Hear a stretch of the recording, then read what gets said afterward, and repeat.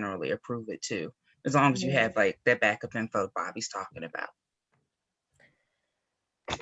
All right, everybody, it's 2:00 and we have over 60 people. So I think I want to honor everybody's time and get going. I'm thrilled to be here and see you all again.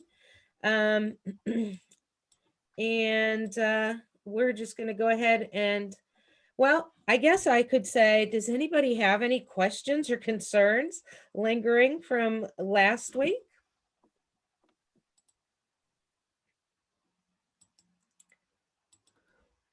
And I have a quick question for you as we get started, just to see if we have some newbies here. And you can throw your questions in the chat if you prefer to think about it that way. And I am trying to give people just a couple of minutes if they're coming off of a, some obligation the former hour and need a minute to get here. And Kynetta, I assume you're keeping a tight look on my chat, right? Thank you.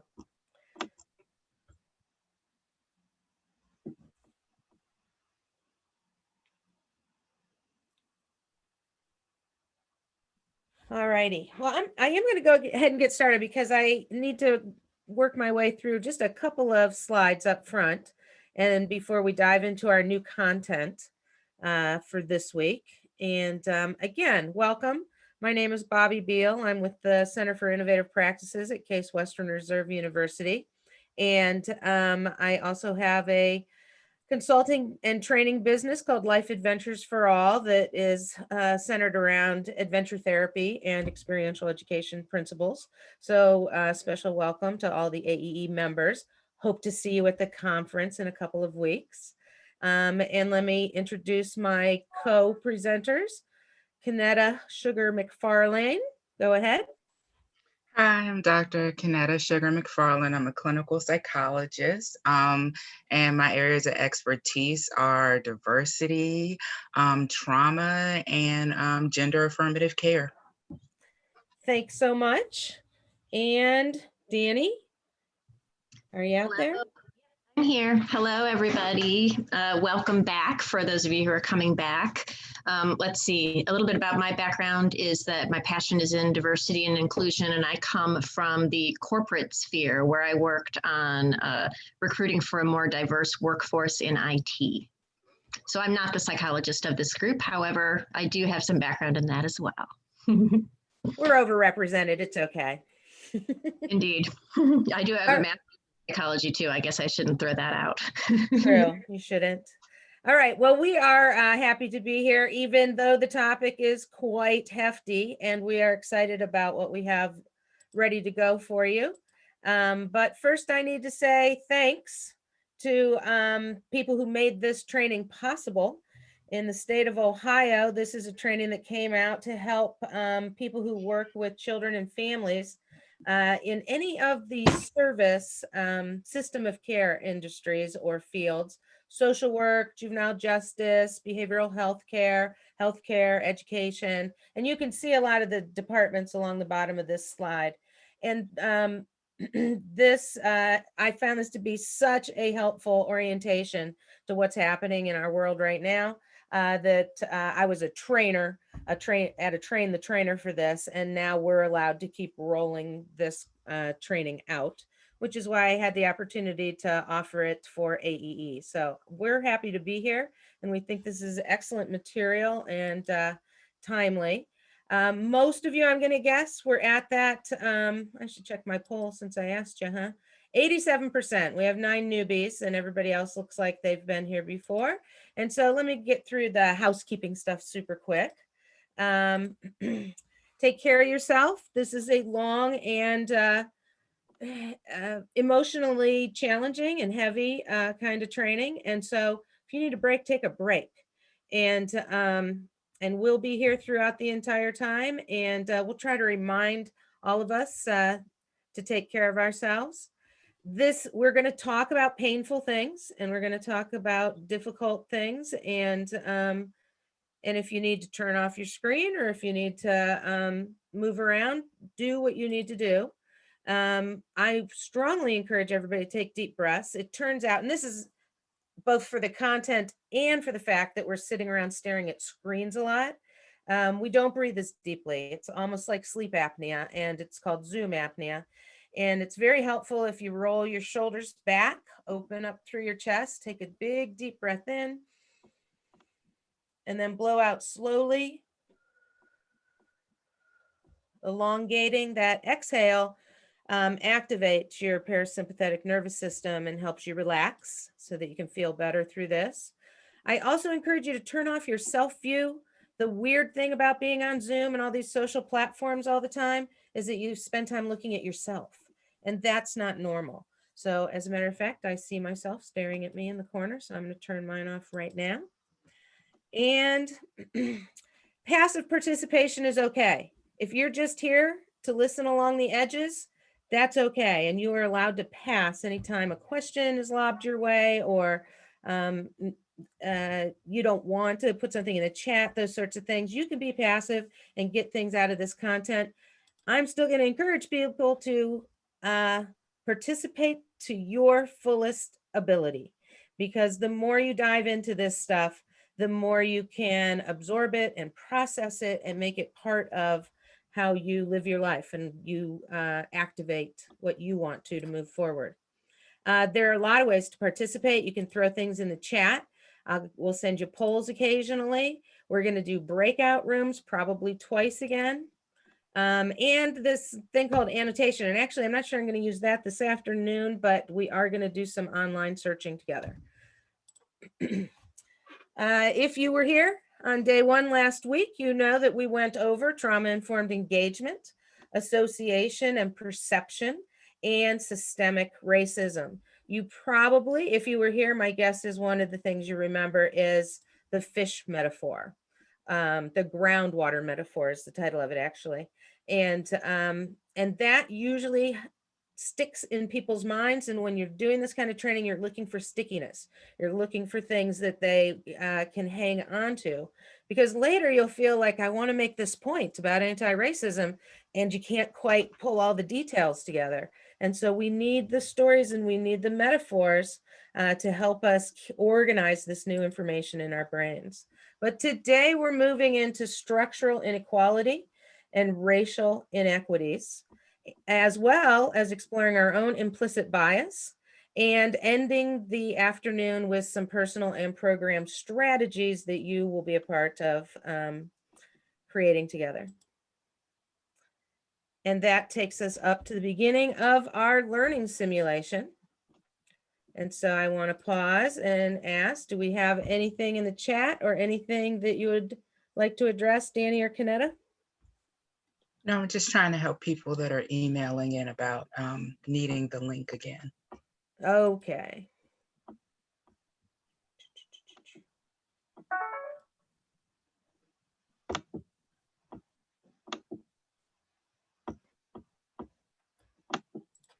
All righty.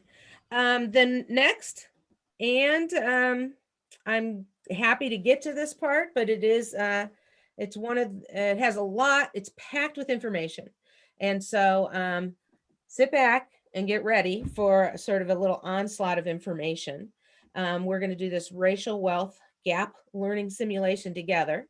It was co-created by Bread for the World, and you can see their logo down here in the bottom left. And Network, something called the Network, and is an interactive tool that helps folks understand racial inequality at the structural level and how it connects with social justice issues like, for Bread for the World Institute, hunger and poverty. So let's get started. Bread for the World is an institution working toward the goal of ending hunger and poverty in the United States. So before I put it up on the screen, do folks know how many people in the United States are currently experiencing hunger? Any guess? What percentage of people in the United States? My guess will probably be about 80 to 85%. Woo, that's really high. Do we think that's right?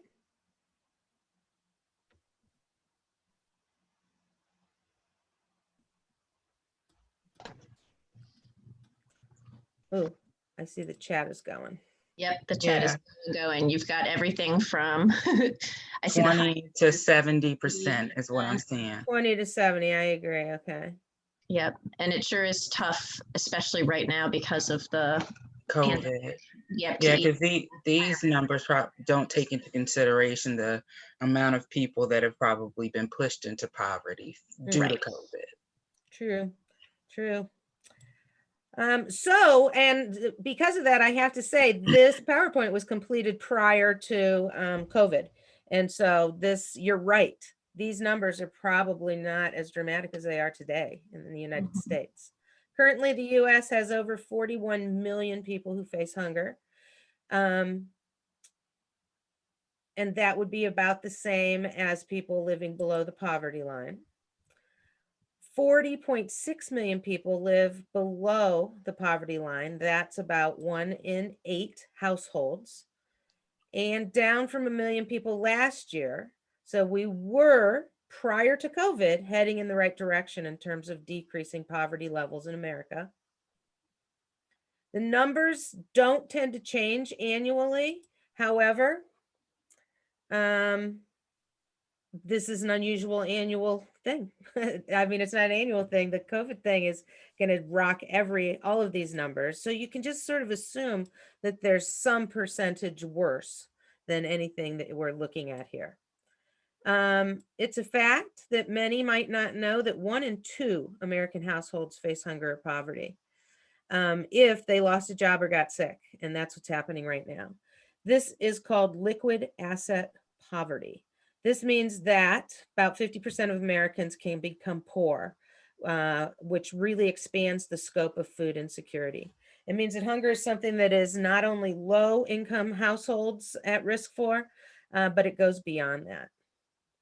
And as Dani and Kynetta have already talked about, coronavirus has really highlighted those inequities and the number of people experiencing both hunger and poverty.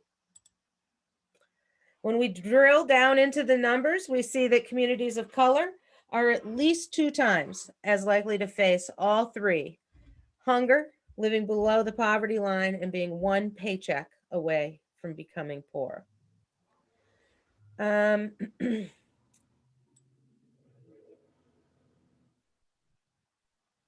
When we account for intersectionality around gender, immigration status, or status of someone returning from jail or prison, then these rates climb as high as 7 times as likely to experience hunger and poverty compared to the general population. So why? Why is it so awful even before coronavirus? Why are communities of color at least twice as likely to experience hunger and poverty as the general population? What do people think? If you have an idea about why the numbers are so tipped in that direction, please feel free to put it in the chat.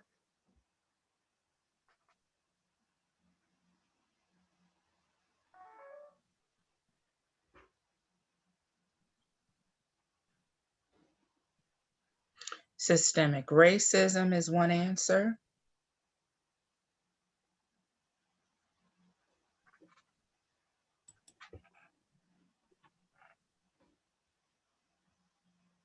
Disproportionate wage gaps, food apartheid, food deserts.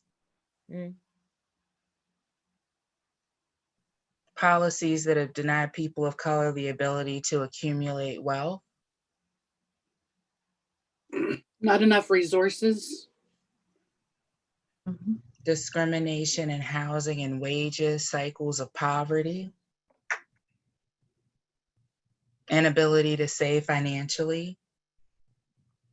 A US policy that was written by white male landowners to protect their assets and also protect their votes in the southern states. So they supported slavery and the laws that shut out people of color and opportunity, and it continues. Generational, like elders and families don't have the safety nets to be able to offer and share resources with adult children.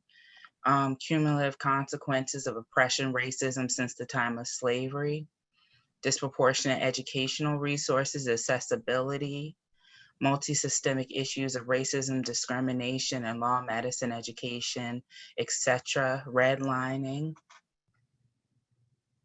So I would say yes to all that. Yeah. Yeah, Mhm. I'm with you. Indeed. But what we're going to look at very specifically is the racial wealth and income divide, and all those things that you cited contribute to it. That's what we're going to head into. You're all correct. All of these factors contribute to it. And let's talk about this simulation in particular. So one way to think about wealth is as a buffer against hunger or poverty. If you have less wealth, then you are more likely to fall below the poverty line if you were to lose a job or get sick, for example. And when your income is low and you're experiencing poverty, then you're more likely to face hunger. It really is that simple. So let's think back to when I said that Bread for the World believes it's possible to end hunger and poverty in the United States. In order to do that, we have to target and invest in communities that are most likely to experience hunger and poverty. To invest in communities of color and to do this work both equitably and effectively, we must find solutions that get at the root causes. Why do communities of color face hunger at higher rates? To understand all the whys about this, we first have to understand the history of the racial wealth and income divide in the United States. And I understand there are some people here from other places. Other places have similar, but not identical or exactly parallel situations with racial wealth gaps. So you'll have to do your own homework, but you are welcome to be here learning with us. So through this simulation, we're going to learn about and understand this history so that you're better equipped to identify equitable and effective solutions. Today, I'm hoping that we all gain a better understanding of this racial wealth, income, and hunger gap so that we can gain a better understanding of why racial equity is important to address structural inequality, discuss racial equity within each of our organizations, congregations, communities, agencies, incorporate a racial equity lens into our daily work life, worship, policies, practices, advocacies, feel more comfortable explaining the importance of applying a racial equity lens when working to end hunger and poverty or achieve goals in other issue areas. So for the purpose of this game, you will each be assigned a race card. If your first name starts with a vowel, you will be white for the purpose of this game. If your first name starts with a consonant, you will be black for the purpose of this game. There are 3 actions that will happen at the end of each round. Based on your race, so your race card, you will be assigned money, land, and opportunity lost. Please keep track in your own participant log, so just a scrap of paper, folks, we're just going to check things off, under the respective columns, money, land, and opportunity loss, and you're going to have a +1 or a -1 or a 0 for most rounds. At the end, count how much money, land, and opportunity loss cards you have. We'll get back to that detail at the end.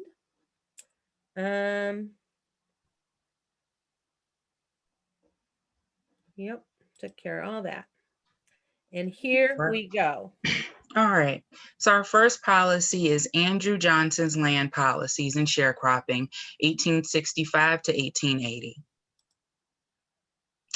After the Civil War, only 30,000 African Americans owned small plots of land, compared to 4 million who did not, because of an 1865 federal law rescinded the government's promise of 40 acres of land for 40 former slaves. These 4 million Blacks largely resorted to renting the farmland of their previous masters in exchange for a share of their crop. This system of sharecropping tied farmers to their former masters because they were legally obligated to buy all farming materials, usually at higher prices, and sell their farming crops solely to their former masters, usually at lower prices. So, for Black participants, pick up one land card and one money card to represent the less than 1% of African Americans who are able to own land and not face debt after slavery. Unfortunately, Black participants should also pick up 4 lost opportunity cards for the 4 million African Americans who had to sharecrop and were denied the initial promise of land ownership. Buying farm supplies from the landowner at higher prices, only to sell their crops back at lower prices, resulted in African Americans facing higher levels of debt and higher rates of hunger.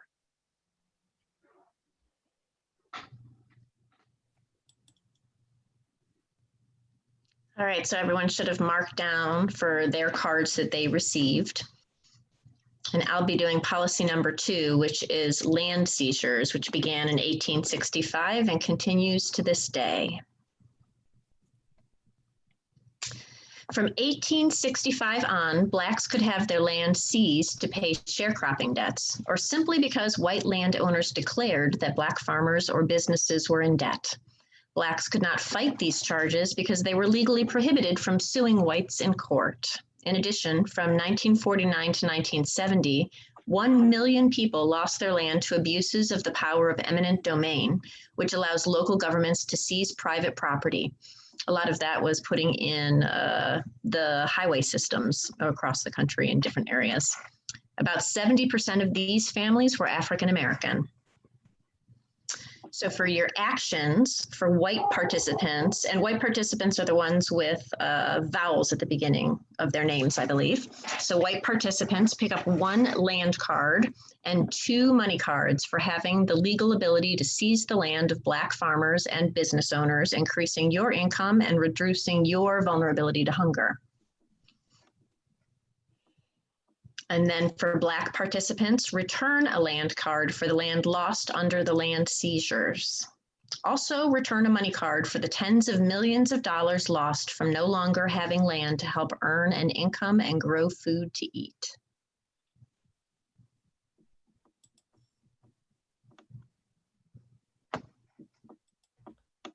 Thanks, Dani.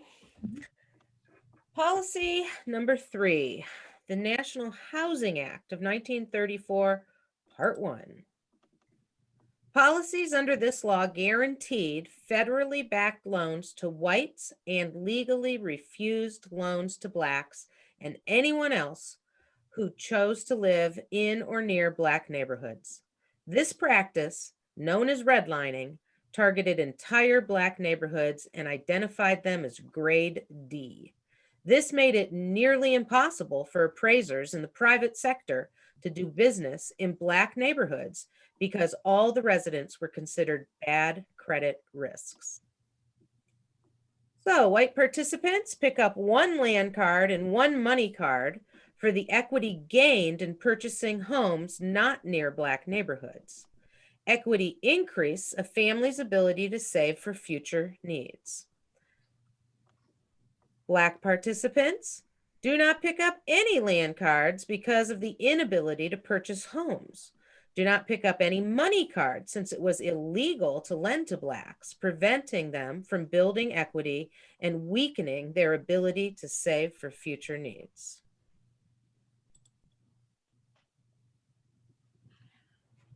Policy 4, the National Housing Act of 1934, Part 2. Since this legislation prevented Blacks from receiving federally backed home mortgages, whites usually purchased homes in Black neighborhoods and then sold housing contracts to Blacks who wanted to become homeowners, often for 2 to 3 times the amount of the mortgage. These contracts only guaranteed Black families the right to the house after all the payments were complete. Missing even one payment or being late will result in the Black family losing their house immediately. So for white participants, pick up 2 land cards for being able to legally purchase homes at the market rate, and pick up 2 money cards for the equity earned from home ownership. For Black participants, pick up one land card for signing a contract for a home in hopes of becoming a homeowner one day. Do not pick up any money cards because contracts stripped additional income and wealth from several generations. Also pick up one lost opportunity card because of the higher interest paid and less equity earned once the home was actually purchased. Thanks, Kynetta. All right. Policy number 5 is the Social Security Act of 1935.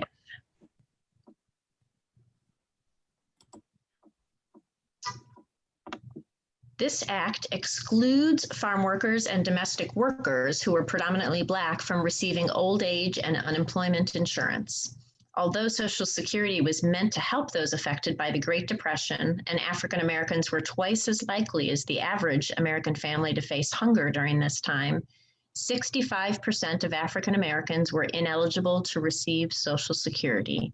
This reminds me a bit of some of the money that's been going out for COVID and who qualifies based on what their profession is, that type of thing. It's a way to bring about a great policy, but it is always unequally distributed. All right, for the action for white participants, pick up one money card for being able to benefit from unemployment and old age insurance during a very grim time in American history.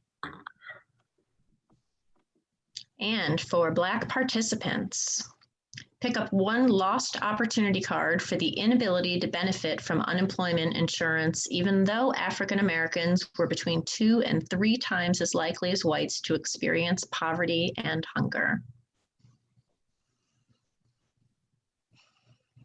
Might be a good breathing moment. It's a lot. It is. It is. Dani's correct. You've been online for half an hour already. Take a nice deep breath.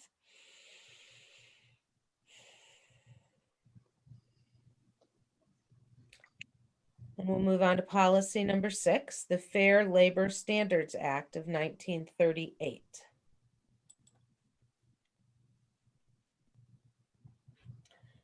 This was enacted to help bolster the economy and get the country out of the Great Depression, but it excluded tip-based jobs and other jobs predominantly held by Black workers, including servers, shoe shiners, domestic workers, and Pullman porters, from this first ever minimum wage legislation.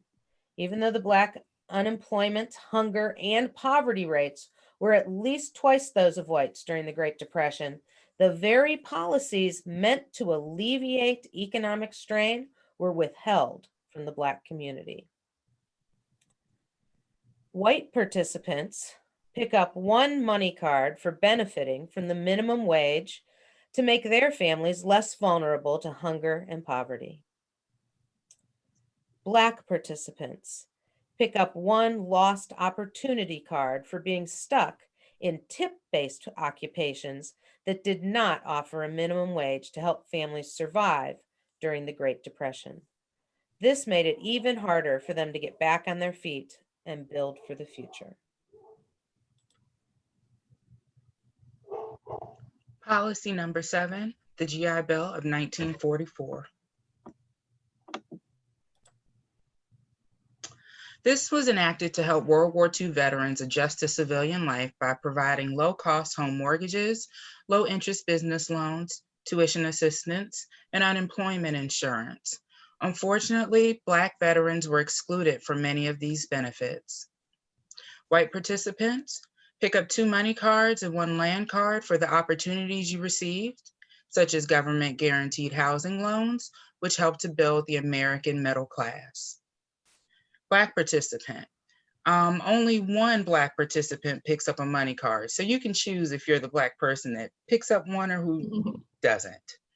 Representing the few African Americans who had access to some benefits of the GI Bill. All Black participants pick up 1 lost opportunity card for not being able to benefit from the GI Bill, even though they too had fought for the United States in World War II.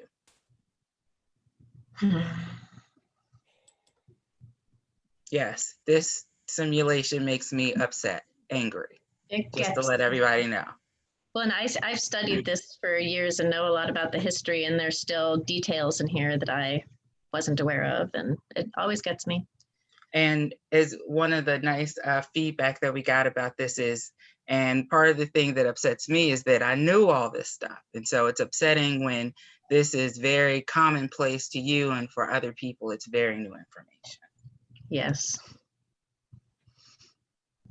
All right, so for the next one, I'm going to do policy number 8. This is overturning the separate but equal doctrine in 1954. Although the separate but equal doctrine was declared unconstitutional in 1954, that was Brown v. Board of Education, American schools are more racially segregated today than at any other time in the past 4 decades. Academic success is less likely in predominantly low-income Black neighborhoods. Black students are 5 times as likely to live in an area of concentrated poverty, with underfunded, understaffed, and overcrowded schools. This leaves Black students with limited education, and many often settle for minimum wage jobs that offer little hope of advancement or better pay. And this is yet another area that COVID has dramatically increased the disparities that we are seeing in terms of people having their children in private pods and hiring individual teachers, to just who are the students that have to go to school who don't have parents that can stay home with them. So there's a lot of different ways that this has been exacerbated currently. So white participants. Oh, and I didn't even get into the way that we fund our schools, but Bobbi's going to. Oh, yes, that is so racist. Bobbi's going to tell me to stop, and I'm going to keep moving. No, you're doing good. Okay, thanks. So for white participants, pick up 2 money cards for having up to $733 higher annual per student spending on education than Black students. This contributes to a greater likelihood of attending college and later getting a high-paying job. And then for our Black participants, please pick up 1 money card to represent the 75% high school graduation rate among African American students compared to 88% among white students. Also pick up 1 lost opportunity card for the lower student spending that helps funnel many Black students into low wage work after high school.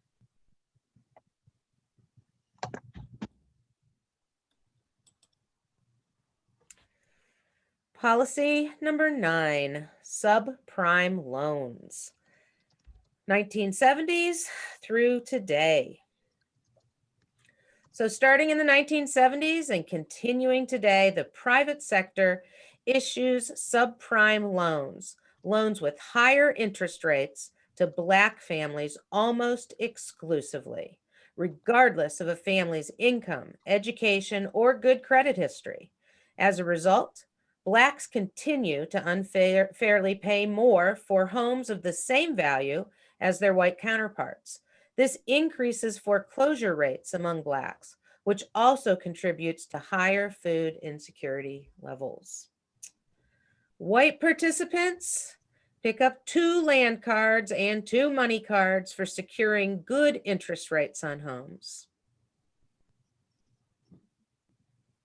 Black participants, you were forced into subprime mortgages as your only option for more than 3 generations, stripping income and wealth from the Black community.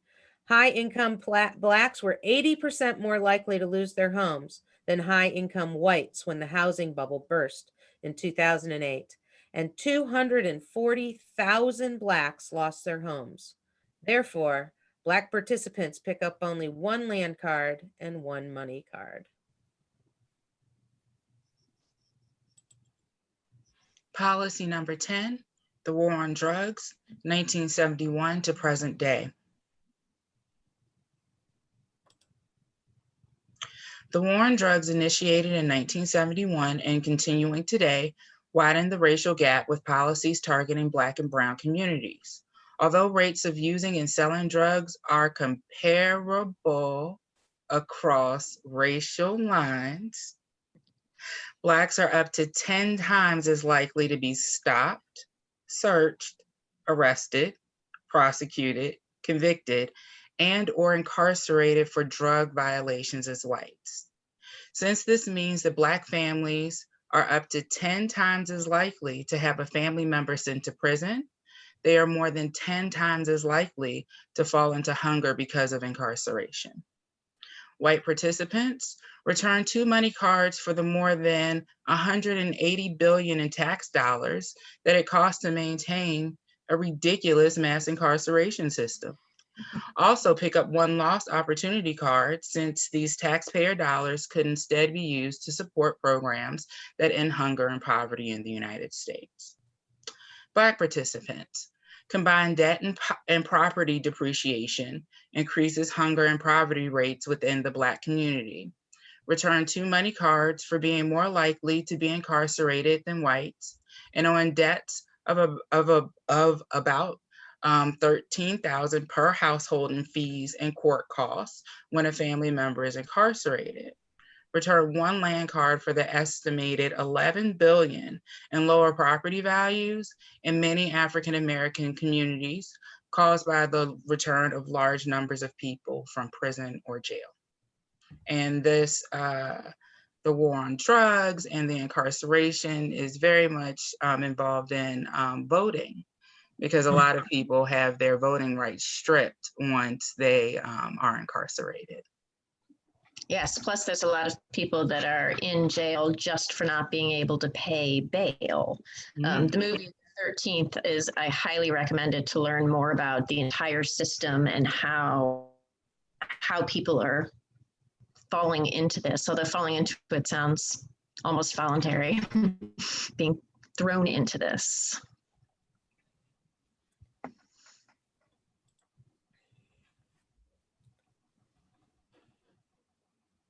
Oh, the title is The 13th. Is that Ava DuVernay? Mm-hmm. I think it is, and it's on Netflix. It's called The 13th, as in the 13th Amendment. That's where it comes from, because the only legal slavery in the U.S. currently is for people who have been incarcerated. Think of the people that are out doing the firefighter in California for like a couple dollars an hour. Those people.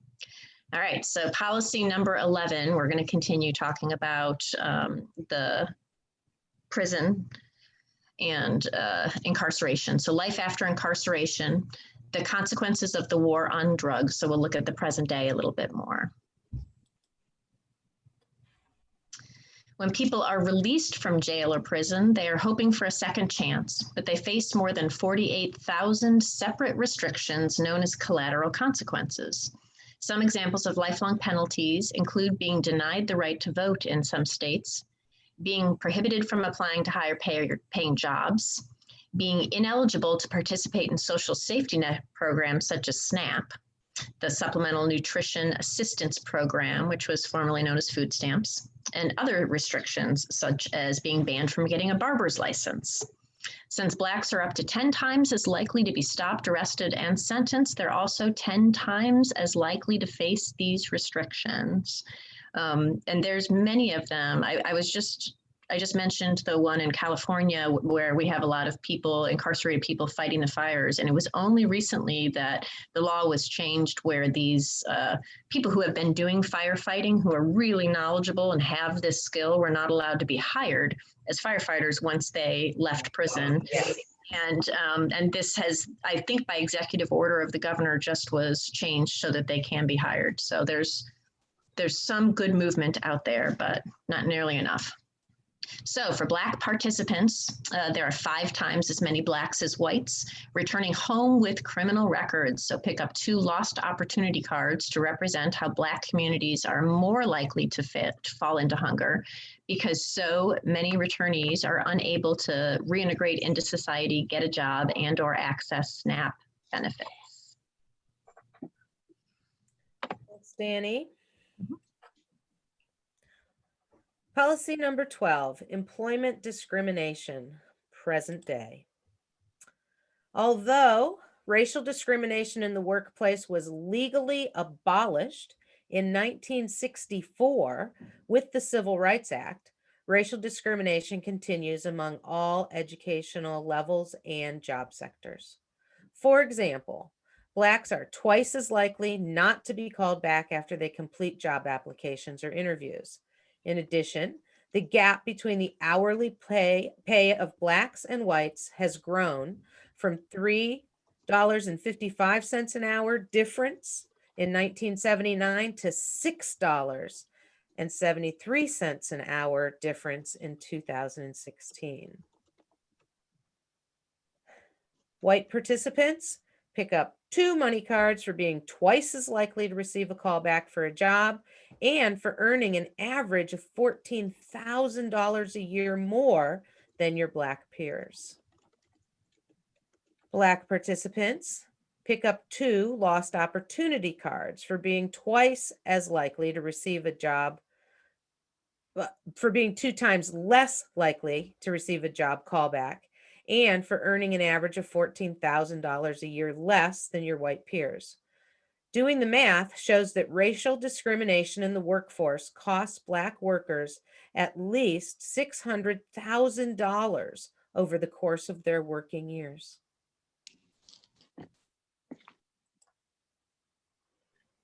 Policy 13, voting restrictions, 1890 to present day. Voting is key to ending hunger.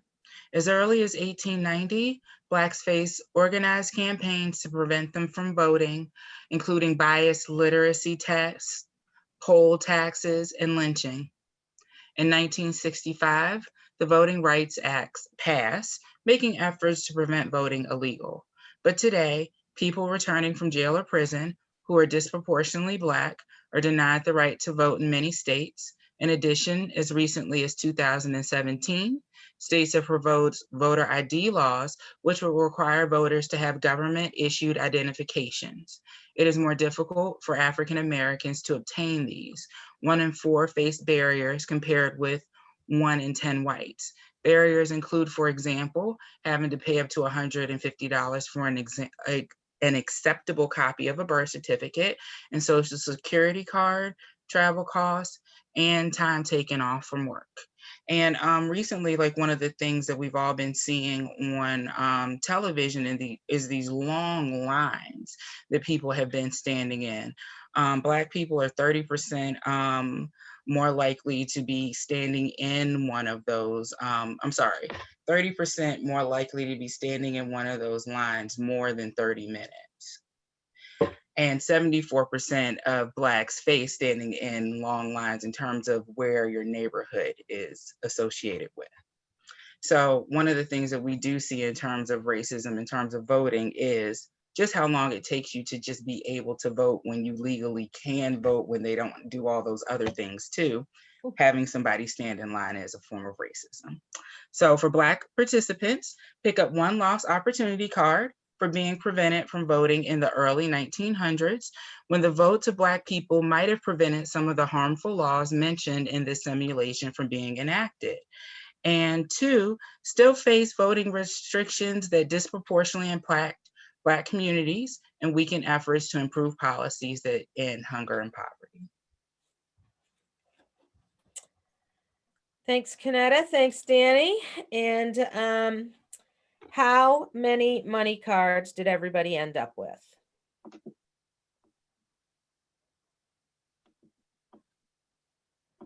Bet they're going to be popping into the chat. Let's 0, see. 0, 0, 0. I'm seeing from a lot of people. 1. I lost count. Steve, you were one of those 1 people that took 1. I like when I did this, I had to take 1 as a Black person. I had to take 1. So Steve, I took 1 too. Christina, I took 1 too. Yep. So all the 1s are from all the participants who were Black in the simulation. Crystal somehow got 2. She's amazing. Jack, yeah, but you still probably have to sit in the back. It doesn't appear that we've heard from any. Allie got 12. There we go. Yeah, I just. What did some of our white participants in this simulation? What did you get? 13?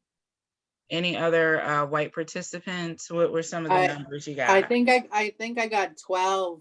Okay. Myself, because I start with the vowel. Yeah. I found that really hard because I never I myself, as a First Nations person, I never changed my ethnic background up until I actually went through this experience with you guys. Mhm. Hmm. Because I experienced quite a bit of some of that stuff, what you guys were talking about myself as a First Nations Absolutely. person. Of So course. I could totally relate. Yes, and this simulation was really specific to African American people within the U.S. And I think it's helpful to look at as an example of how systemic racism can be used against people. But like here in the States, thinking about the voting rights efforts, you know, in the Dakotas where they were making all of the indigenous people use their IDs and they had to have a address on their Address, yes. to have an address. Now, anybody who's ever been on nation land or tribal land knows that many, many people don't actually have an address. They have a post office box, but that didn't count. So these are some of those ways where the disparate impact of a policy can hold people back from voting or hold people back from whatever other benefit may be there. It appears that it makes sense. People have to have an address, you know, for whatever reason they decided that, but then you don't realize how disproportionate the outcome will be to people of color, indigenous people, Latino people. So yes. And Dani's being nice because a lot of those times they know exactly what they're doing. Okay. And in terms of the voter ID laws, research shows that people do like there is no research that indicates high levels of voter, like people trying to vote that like we have problems with trying to get people who are registered to vote to actually vote.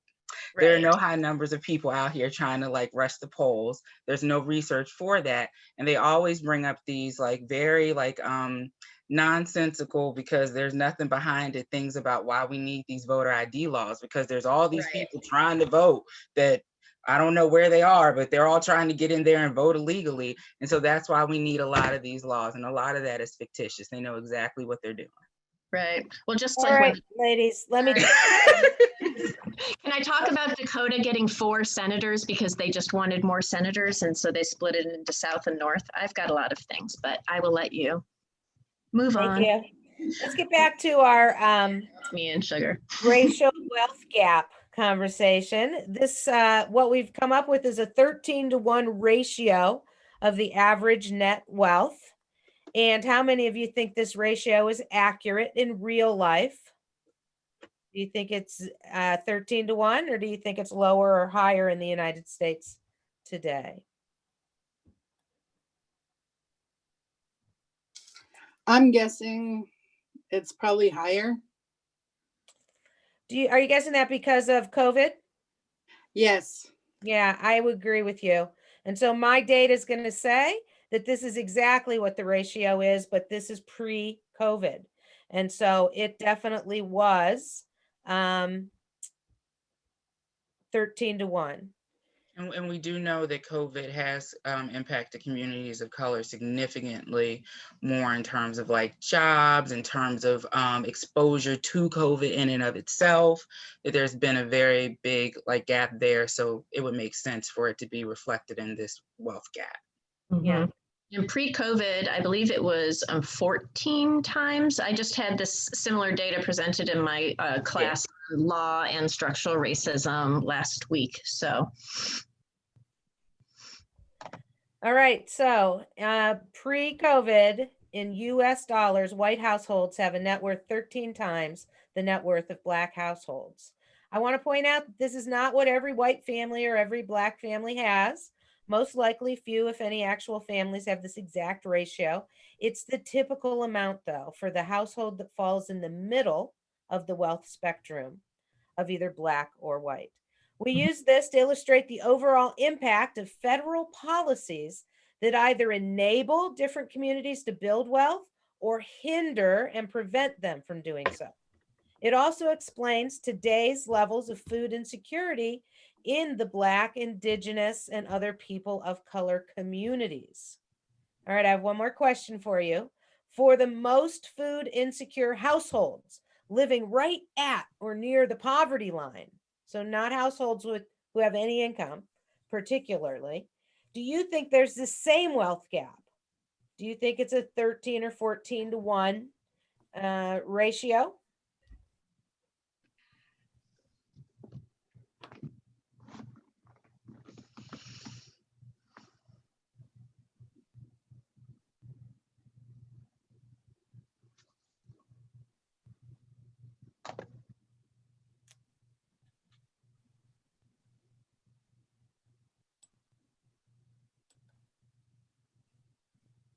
No, no one is taking any guesses, at I least. can tell. It actually shifts to 18 to 1. It 18 actually to 0. shifts slightly worse, and 18 to 0. That's right, Dani. 18 to 0. And so it shifts to even worse with plenty, unfortunately. Black families have a median net worth of near 0 at the poverty level. So where do you think all this wealth is coming from, given what we reviewed in the simulation? Some people have already commented and said things like inheritance, wealth, generation to generation, owning property. The reason that half or more of the participants with a Black racial identity card end up with 0 money cards is to indicate the extreme wealth gap among the most financially vulnerable households in our country. It shows how pervasive the impact of racial inequality has been when we see that it exists at all income levels, the median, the low, even the high. It exists across all of them. It shows how important it is to apply racial equity lenses in our work as we move forward. So let's go on to some other questions that we want to discuss, okay? So here are questions that we'd like to raise based on this racial wealth gap scenario. First of all, what did you learn that you didn't know before? So some of us feel like we knew a lot of these big chunks of information, but it is a whole nother thing to have them stacked up like that. And it wasn't that I didn't know about any of them in particular. The details were something that I learned. What trends did you see in this simulation? How do you see the racial wealth and income divides play out in your own communities, wherever you are now? How does this impact your work to end hunger or poverty or engage in other work in your community? I know we're very diverse here, but I also know that we are teachers and behavioral health and healthcare providers and all sorts of things. How does this information impact your work? What did you learn about the importance of racial equity? And how can you incorporate a racial equity lens into your daily life? So folks, it's time for a breakout. We are doing well with time, and you are going to have a full 20 minutes in your breakout room. And I'd really like you to reflect. The point of this exercise is to reflect on these questions. So if you need to, take a screenshot, use your phone and take a picture of all those questions. You won't all have time to answer all of the questions. And so we're going to spend 1 minute looking at those questions and having silent reflection about which 2, maybe 3 would you like to respond to. And remember, as always, you may pass. You don't have to respond at all. Okay, but just say, I'd prefer not to respond at this time.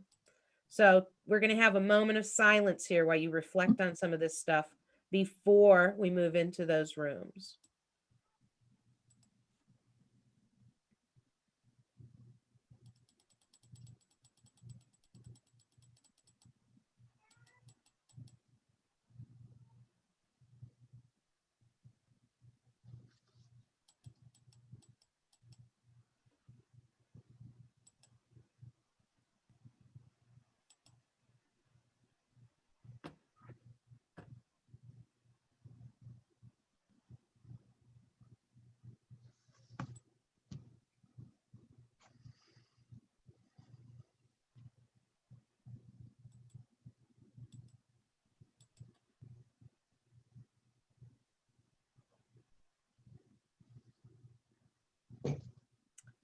All right, I'm just about to send you into those rooms. Oh, and before I we would go like into wait a minute, before we go into the rooms, it's about an hour. So it's time for everybody to take our deep breath in and out.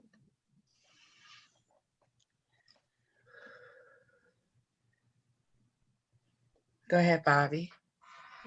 Let me suggest to you that you're going to be in a room with probably 4 people, 3 to 4 people, and that you talk for a minute about what question would you like to respond to, and see if you can agree on one of those, and then give everyone in the room a chance to respond with no questions or feedback, to just take a minute or two and respond to it however they see it.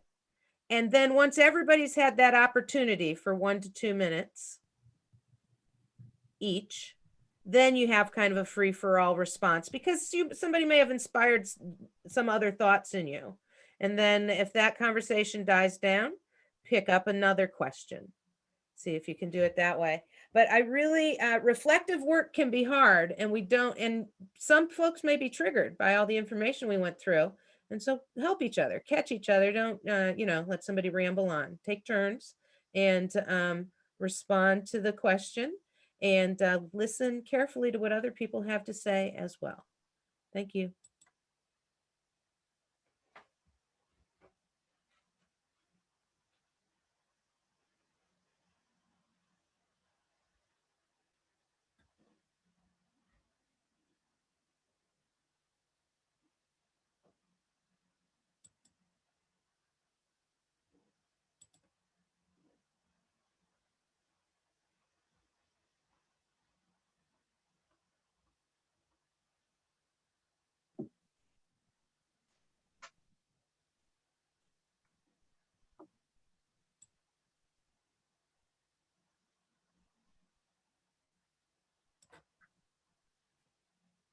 Okay, I'll be back.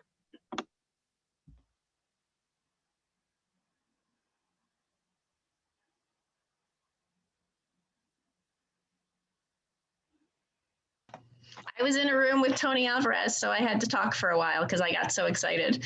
That's awesome. I was like, Tony, I'm going to stay here a minute just to say hi, I love you. I didn't know.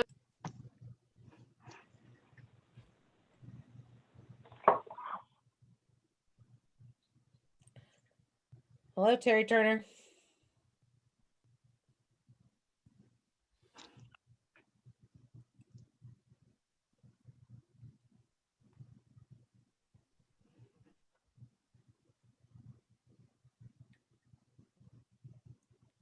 Hi, Roberto.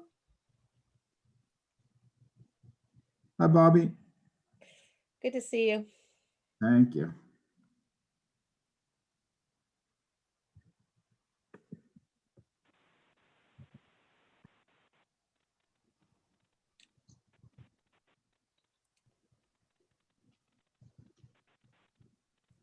Whoa.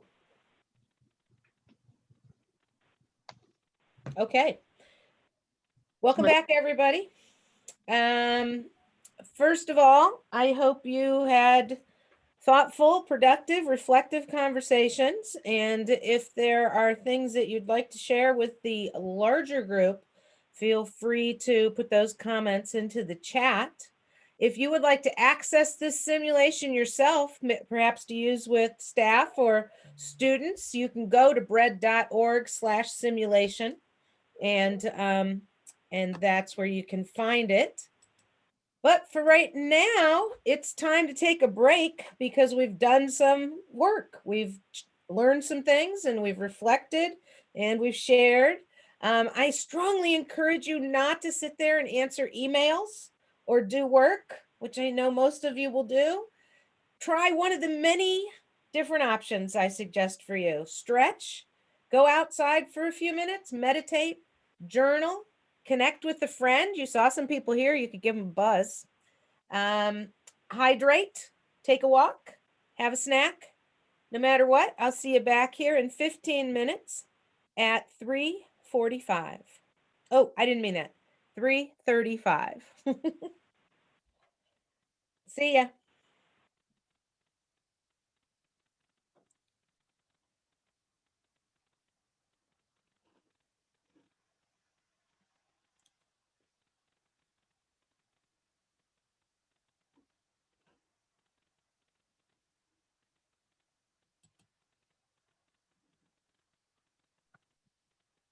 Hey, Bobbi. Hello. Hi, how are you? I'm good. I put that, oh, I just lost your face there. I put that in the chat and I figured I would just elaborate briefly. With that history, that timeline, it was fantastic. And realize, you can't give years and years and years of history in like a snapshot, although that did quite a good That's job of what it. we And tried so to do, yes. I didn't know if it'd be possible when we're back with the group to help us better understand, like saying like, some people of color were eligible for benefits while others weren't. Like, what was the determination there? Was it like based on income, based on years of service? Like, how were some of those folks? And I'm just, the one I remembered and kind of when that question came up was like for the GI Bill, because it was like, well, some people did get the benefits, a lot of people didn't, or some Black veterans received it, many Black veterans did not. I'm just wondering if there's any insight into, why the 1 through 10 got it and 11 through 100 did not. So I agreed to ask that on behalf of our group. I think it's a good question, and I can talk about it more when people are back. As I understand it, it was more about the discrimination in place with individual agencies and states and how they were actually giving it out. But I'm going to Google that and learn more about it and let you know if I need anything else. Okay, cool. Well, thanks so much. Mm-hmm. All right, I'm not going to go reply to emails, but I'm going to mute myself and turn off my video and stand up and stretch. So a lot of them for the GI Bill benefits and also for bonuses and just whenever anyone joins the military, a lot of it will be covered exactly what you said by states and which agency and where their MEPS training is. And so, whatever they're trying to get, they give each person the minimum to get them to perform, to sign up for the job they want them to sign up for. And so a lot of the populations that are less fortunate that are doing it strictly for employment, they didn't get the benefits. Yeah, and I'm fight for them. I'm reading a little bit about it too, and a lot of it was also due to Jim Crow laws in terms of where you could go to school and what you could do at the time that it was originally enacted. So I think it goes along with the individual, like where the states are, or the localities, and what other competing laws may have prevented people from getting it. Mm-hmm.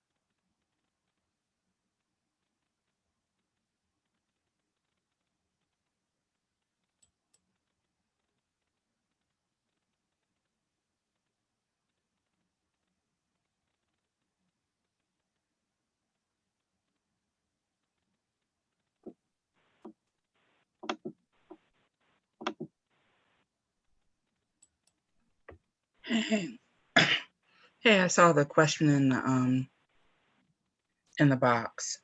Yeah. I know some of the answer to that. Learned a lot more about that, but the biggest answer is Jim Crow.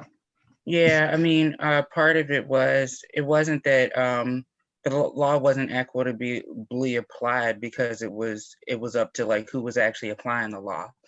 So redlining was already happening like during that time. So even if you wanted to get a house and you were able to get the like the VA loan, they wouldn't accept the loan because redlining was already happening. In terms of like schooling, you could get into like the HBCUs, but it was still very difficult for people to be able to get into like certain schools and just forget about the South. And so, that's basically why HBCUs were developed, because they wouldn't let you into the programming, or then if you got in, like it was so segregated, or then they put you into programming that wasn't equitable to the programming that like the white students would get. And so things like that. So it wasn't so much that the benefits were there, was that I have the benefit, but if I can't use it and apply it anywhere, is it worth having the benefit? And so that's why there were a percentage of people that were actually able to do it. But generally, in terms of like collectively as a group, no, there was no like enforcement, because I know before there was supposed to be enforcement, I believe a part of the law, but that was taken out because the South and blah, blah, blah. So yeah, that's the stuff I know about that.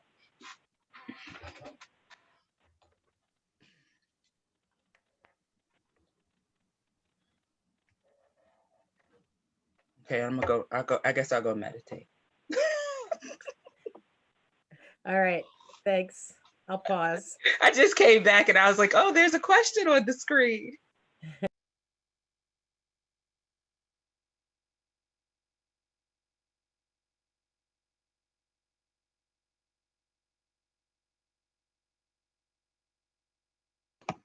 Hi, Baba.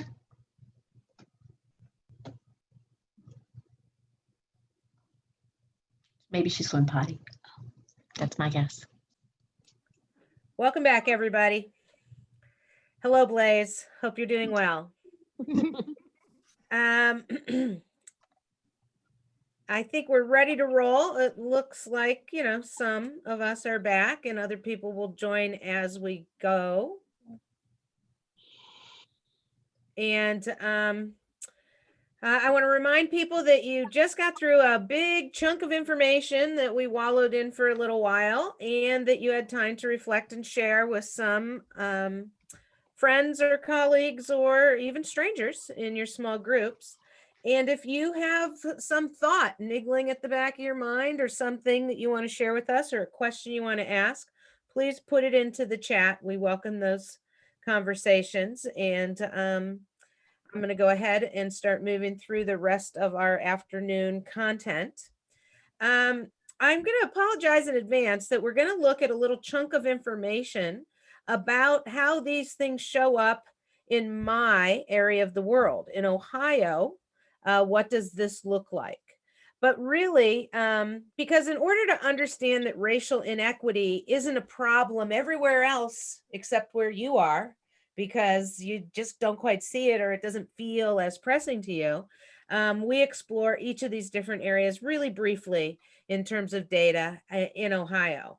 You should visit your own area's websites or find data specific to your state or region somewhere in the world to educate yourself about the disparity that exists where you are. But think of this as an example of what's happening in other places. Kynetta? All right, so now we're going to start looking at some of the health disparities that we see in Ohio according to race. I'm sorry, I couldn't see what slide you were on. So this first slide looks at the unmet dental care needs of children. And as you can see, African American have significantly more unmet dental needs in comparison to white children. And as you can see, the next highest group is Hispanic. The lowest in this area are for white children. All right, so this one again looks at low birth weight. The lowest group for this area is for American Indian or Alaska Native children, and the highest group is for African American children. Now, this one looks at infant mortality rates, and it looks at the US in comparison to Ohio is the purple and the US is the blue. And overall, Ohio was doing worse overall than when you average out all of the states. But again, as in the previous slides, the number of infant mortality rate in comparison to the Caucasians in this sample is double. Now, this looks at life expectancy in terms of, it breaks it down by race and by age. So in terms of who has the highest life expectancy in Ohio is Hispanics. African Americans have the lowest. When you look at in terms of by age, so your life expectancy is expected to go at least to the age of 65. Again, the least likely is African Americans, most likely is Hispanics. And then when we look at life expectancy in terms of by birth, again, those comparisons of Ohio to the US, Ohio has a lower life expectancy than overall when we look at like the US population.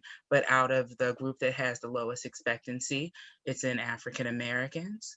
And then again, when we look at, we see that same, no, we don't quite see that in terms of Ohio versus the US in terms of age. However, we still see that African Americans are the most likely to die, to not live to the age of 65. All right, I'm going to talk a little bit about educational disparities. So this slide is showing you the out of school suspensions. We've talked a little bit about suspensions and the pipeline to prison, the suspension to prison pipeline. And so the top line here is, these are both for Ohio, and the top line here represents boys, and then the bottom line girls as identified by this data. And then down on the bottom under US enrollment, that is the, that would be what you would expect to see if things did not have this disparate impact, if all things were equal and everyone were treated equally.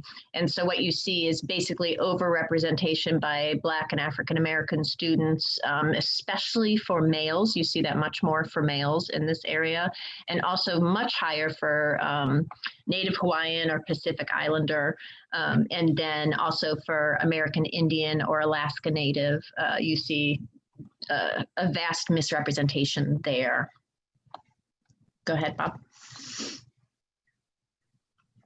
In terms of economic disparity, again, we're talking in Ohio here, and this these numbers are from 2016, but this shows the total child poverty rate in Ohio at that point was around 20%. However, there's a vast disparity there in terms of African Americans being more than double represented in that, and Hispanics being about 150%, I would say, but somewhere in the middle, in between African American and Hispanic. And then this last one here is talking about households without a vehicle. Being able to drive, being able to have a vehicle changes the way that you can have access in the world. And it's one of those things that we don't necessarily think about, but that dramatically can change how you are able to get services, get what you need, that type of thing. And as you could see, in terms of the total, African Americans are much more highly represented as households without a vehicle, as are natives and Hispanics and mixed or other race, much more so than you would see with white people. And I wanted to jump in here just because sort of more of current, not a current event, but recently PBS here in the United States offered a 2-hour documentary titled Driving While Black: Race, Space, and Mobility in America. If you want to see the film, it's on the PBS website, and we'll provide a link to that website in our resources. But you probably would be familiar with the first half hour or so, a segment about slavery. The hour following that contains very enlightening information from the period of what's called the Great Migration to the Civil Rights era through the lens of geographic and economic mobility. The last half hour is powerful and disturbing. It contains graphic scenes of violence. I do recommend viewing this documentary if you are interested in information that we're reviewing here, because it's fresh out and it has quite a voice. Thanks, Bob. This slide is about trauma disparity. And again, it's a slide that at least has the US on it with the blue dots, and it's how does Ohio compare to how much trauma we have in the United States. And so first of all, as somebody who focuses a lot on trauma in my work, I had to point out that overall, 20% indicate having some adverse childhood experiences. That's 1 in 5 people, period. Okay, that's the entire United States population. It is not racially divided up yet in any way. Now, what the pattern that you can see, however, is that depending on your household income, so if you're 400% over minimum income, you only have 10% likelihood of having any adverse childhood experiences. And then that just keeps shifting over to 34% if you are at or below that poverty level. The FPL is the federal poverty level that you see here. So you just see that that's a direct correlation. With the poorer you are, the more likely you are to be exposed to traumas. And unfortunately, I would not have thought that Ohio fared so badly in all of these statistics, but we shoot off into the dark here, into the darkness, and have extra trauma at both the below poverty level and just above poverty level areas. Now, when you split it up by ethnicity instead of by poverty, African Americans fare far worse in terms of trauma exposure and than Hispanic, non-Hispanic, and white people who, that line looks fairly consistent here between whites, non-Hispanics, and Hispanics for rates of trauma in the United States. So just more data, but again, it's not important to you what exactly is happening in Ohio. I think these were more interesting because of what they could tell us about the United States. And I strongly encourage you to check out your data, because what if your student, client, family that you work with is facing these sorts of challenges on a daily basis? How do you think that might impact the way they engage with professionals? Whatever field you're in, whatever your personal training is, how do you think people of more marginalized and certainly more impoverished populations deal with professionals who are in their life? If you have some thoughts about that, again, feel free to throw it into the chat. But we're going to move on and talk about structural racism in America. That's where we've spent our time today. And I think we can all agree that we've concluded that there is not a single institution in this whole country that doesn't produce racial disparity, like it or not. When we consider all racism as a public health issue, we can address it. And all people will do better. But in order to do this, we have to understand. We can't fix what we don't understand. One of the reasons that we, some people might say, oh, that's a lot of bad news, a lot of difficult things to listen to. Can't we just skip to the helping part? But you can't really help or fix things that you don't understand how they got to be here. It's more important for us to work on the root causes than it is to keep putting Band-Aids on things. So now I'm going to turn it over to Kynetta for a minute to talk about how race is a power construct and give us some information from Ibram X. Kendi's relatively new book. So How to Be an Anti-Racist is an awesome book that I recommend everybody read. Dr. Kendi basically tells you like the story of his life and like uses it as a way to really explain like race and racism. So the first thing in terms of race is a power construct. What does that mean? So in terms of like race isn't real. But one of the persons that I listened to talked about for race not to be real, it's one of the realest things that they've ever seen. So in terms of race not being real, race is just like a collection, an idea. It's a description of like these characteristics that we associate with like a certain thing. Like, oh, I associate these characteristics with Black people. I associate these characteristics with Asian people. And so when I first started reading about race stuff, they talked about it not being real. And I was like, oh, that's so fake. I can totally look at somebody and tell what race they are. Race totally is real. But then if race is real, then why have people that I've known in my life, why has their race been misidentified?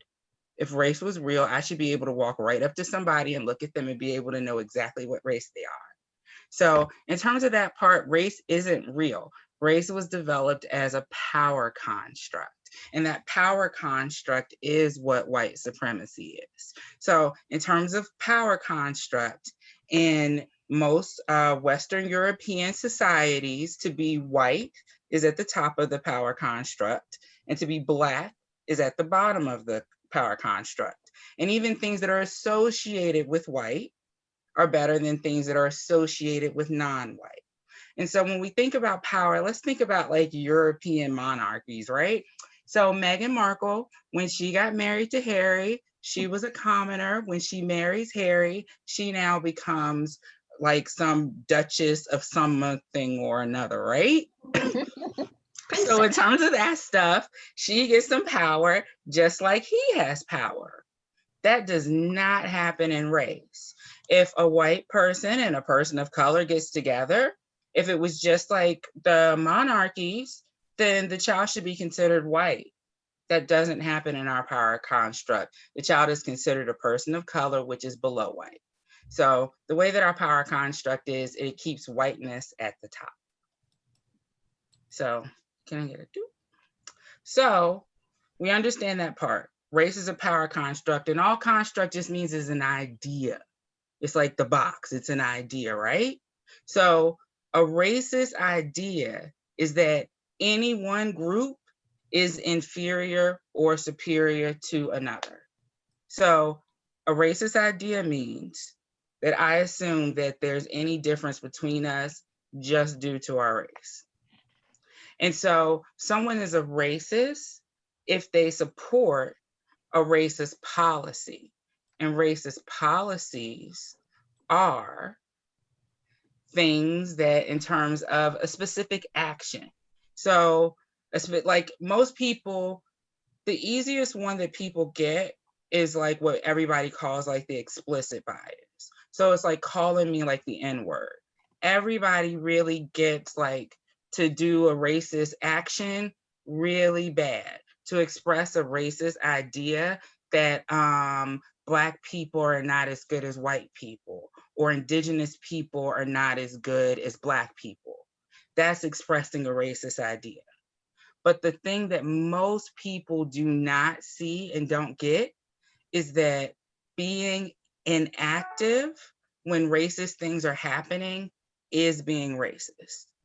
So an example that we've been talking about, I'll give the example that Dani talked about, is the South Dakota part.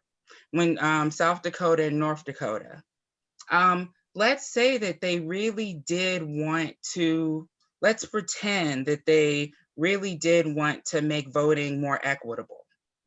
And they wanted to make sure that there was like nothing going on that was going to make sure that like voting was safe and secure.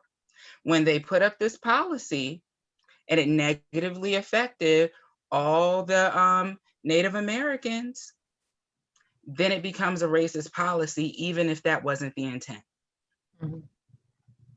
So in action, so if I see something racist going on and I don't do something about it, if it happens on accident and it negatively affects this whole group of people, that policy is racist.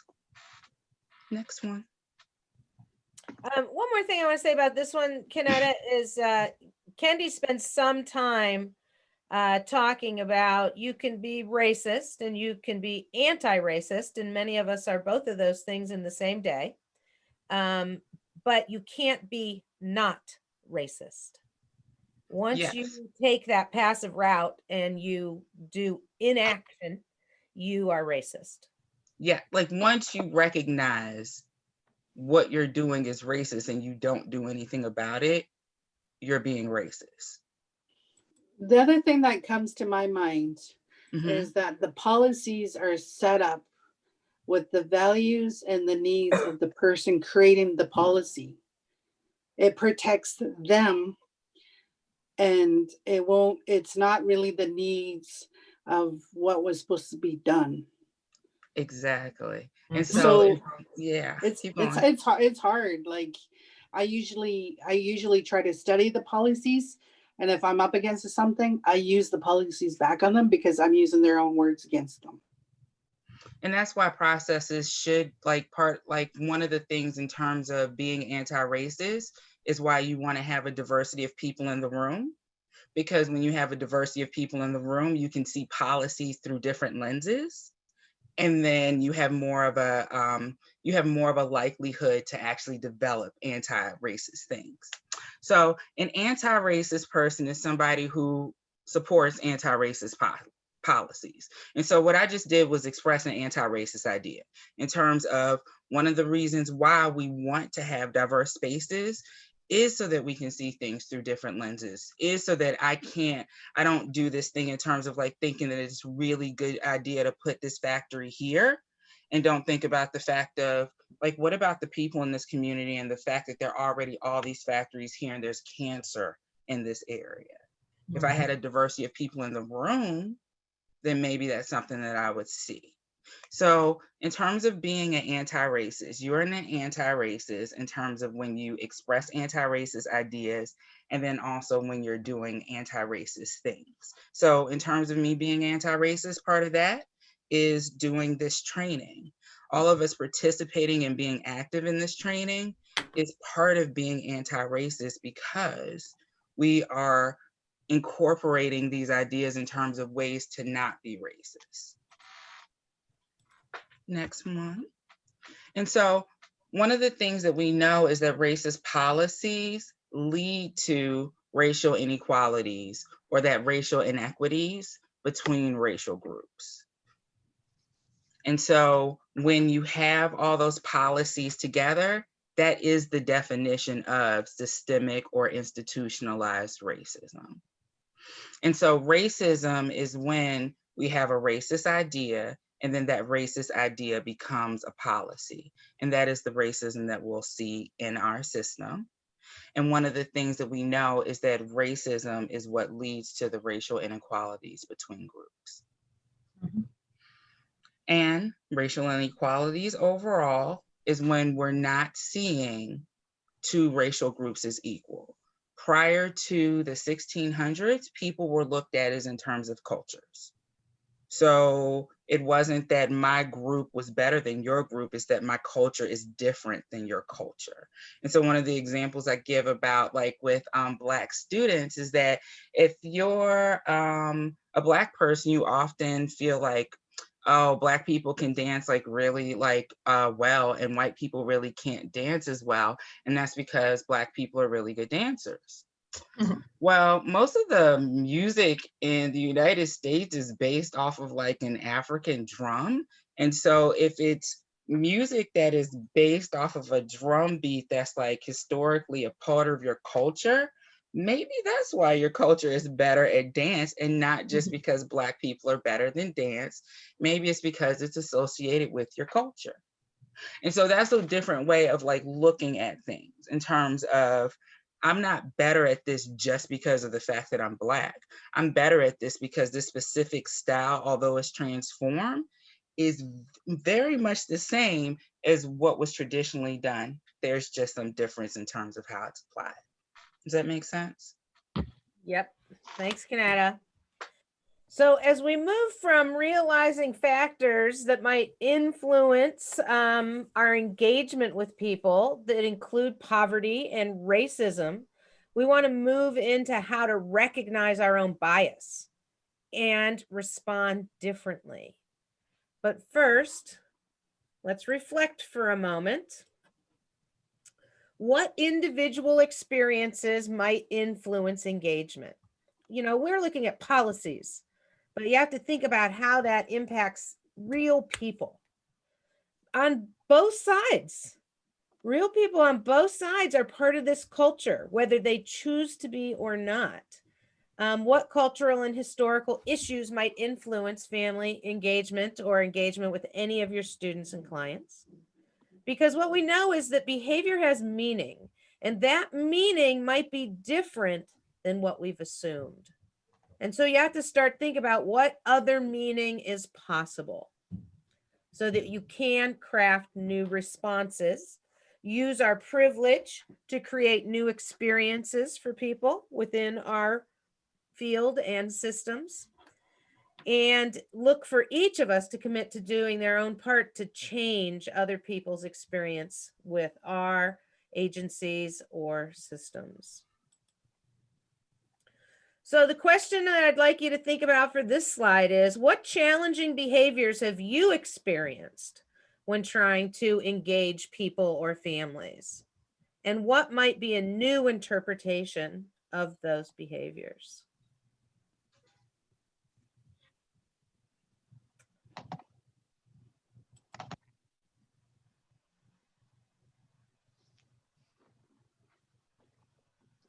Yeah, Laura points out that how we're raised, what we're taught in school, all these things, you know, help form our, if not ourselves, certainly our thinking and our perspective on things. And you might have a lot of things that need to be unlearned. There could be trust issues on both sides. They're warranted in not trusting white people, frankly. And everyone's idea of what is trustworthy is influenced by who you are and your own background. Thanks for your comments. And we're going to turn it over to Dani, I believe, and move into implicit bias. Yeah, so we've been talking a lot on a lot of different levels of system in terms of the larger structural issues around racism and how they interact with the smaller systems we may be working in. But a lot of the work that is necessary to be more successful in terms of engagement really does have to be done on a personal level. Like, you have to do your own work no matter who you are. And so a whole week ago, I talked a little bit about how our brain chunks data.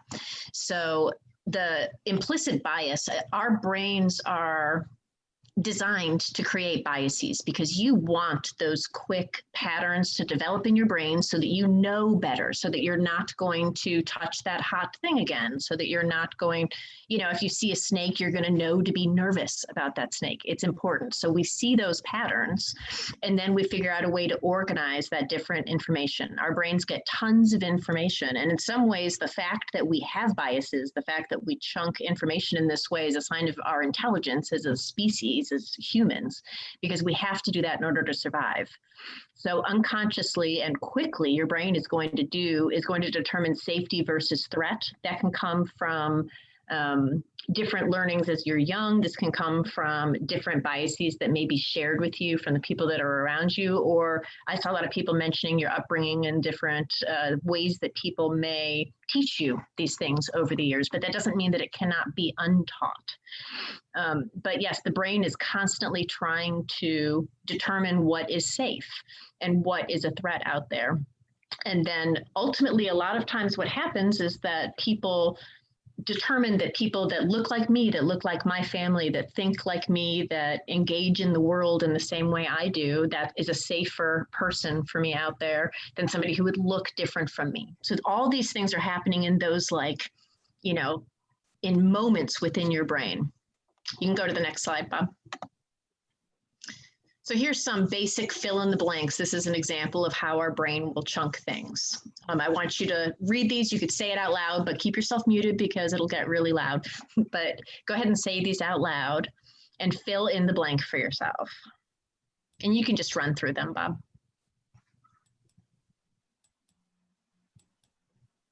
Yep, so night and day, black and white. Go back. Thank you. Night and day, black and white. We all know these things. Yes, I would like to be able to have control of that.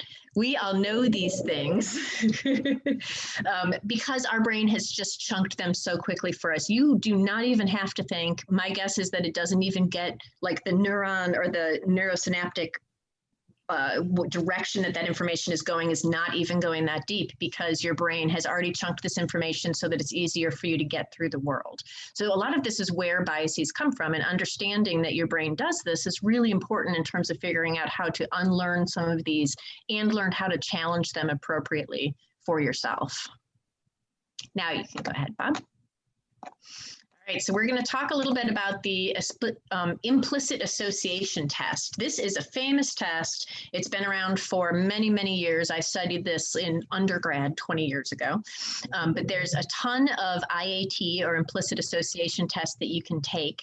And what they do is they measure implicit attitudes and beliefs that people are unwilling or unable to report, because it actually helps to measure those instinctual decisions that you would make in just a heartbeat, where those biases can come in.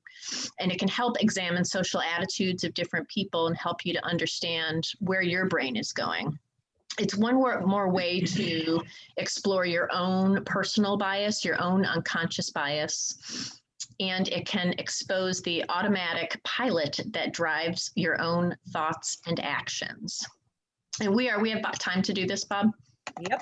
To do it. Excellent. We aren't always actually able to get here to be able to do this, but we would like everybody to take some time.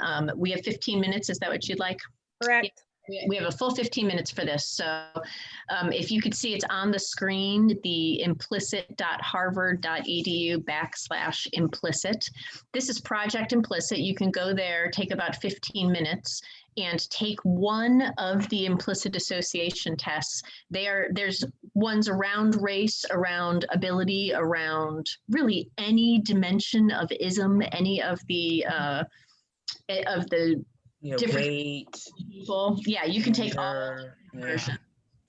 So, oh, thank you, Bob. So we threw the link to this in the chat as well. If you want to link from that, you may have to copy and paste it depending on what program you're in, but take about 15 minutes and go take one, at least one of those tests, and feel free to take more if you're in there. Also, please note, this is an implicit association test. You may not agree with the results. You may be disappointed with the results, and that can be painful and difficult. So just try to remain open to it and know that this is just one tool that can be helpful for you if you choose to use it. All right, so we're going to take 15 minutes for people to run out and go take that IAT. Yeah, please do. And we'll see you back here at 4:20.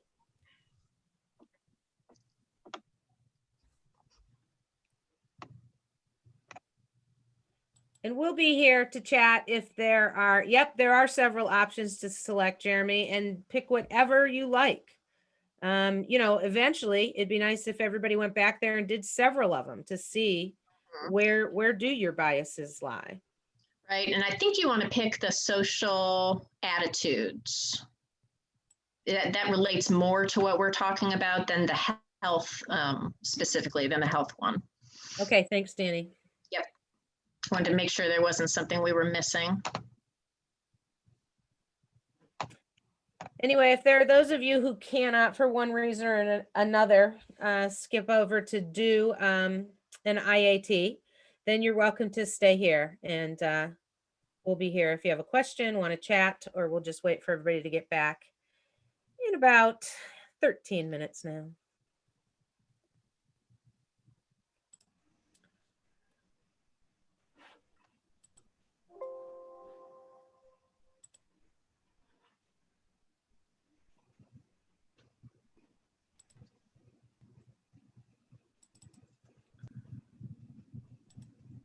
All right, everybody, we're getting close to the time. Are most people back? Do you still need a couple of minutes? How about let us know in the chat if you still need a minute to finish something up on the IAT.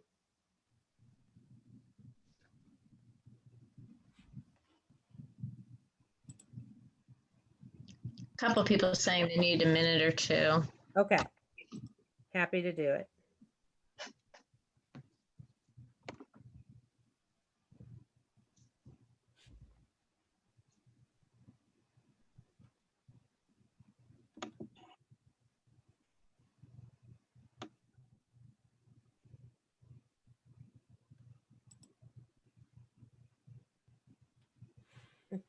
Jesse's almost done. I saw.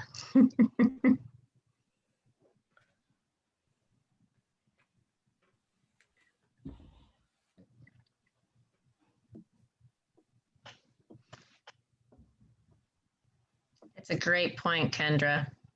Thank you. We'll talk about it when we start in a minute.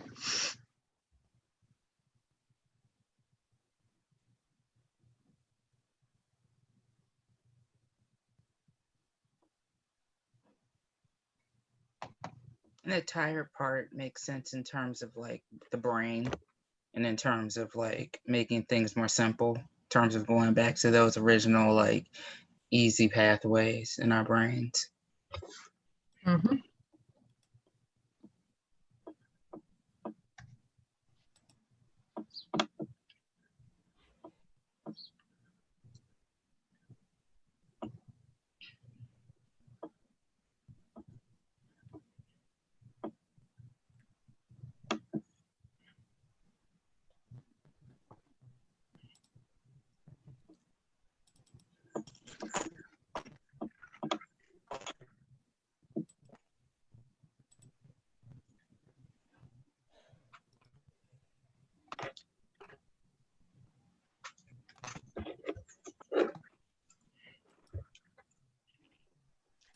Yeah, I'm going to mute all, so you're going to have to unmute yourself.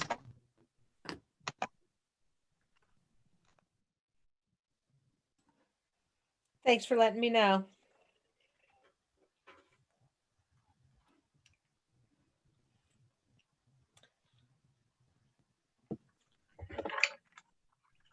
We're still getting a lot of feedback.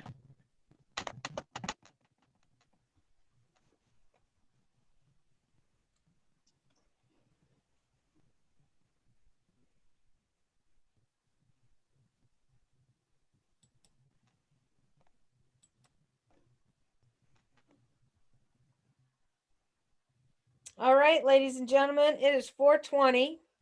I hope you got something out of the implicit association test. And now you have that link so you can dabble back in there and see some of these other questions, other areas of bias that you might want to touch base with.